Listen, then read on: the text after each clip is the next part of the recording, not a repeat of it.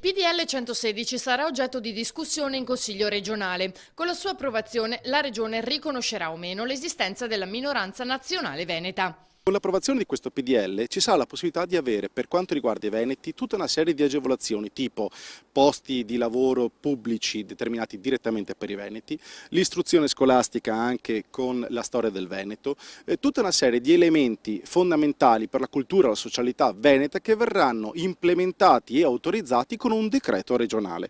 Ora, questo è di fondamentale importanza non tanto per quello che è il nostro nome Indipendenza Noi Veneto, ma per avvicinare i veneti a quella che è la propria storia, la propria cultura, la propria socialità.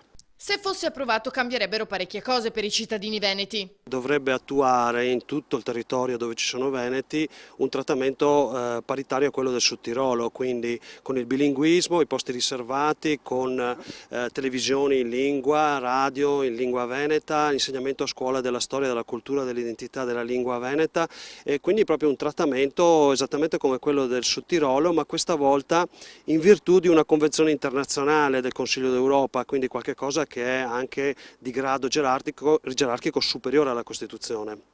Nessuno però sarà obbligato a dichiararsi veneto. Il principio è che nessuno sarà obbligato a dichiararsi veneto se non lo vorrà, come è giusto e come è dovere internazionale. Naturalmente nei comuni dove ci sarà una richiesta sufficiente, dove ci sarà anche un'attività di pressione in questo senso, avremo i requisiti per poter ottenere tutto quanto. Una cosa importante invece che la legge per esempio stabilisce fin da subito sarà il diritto di avere i processi in lingua veneta per gli appartenenti alla minoranza.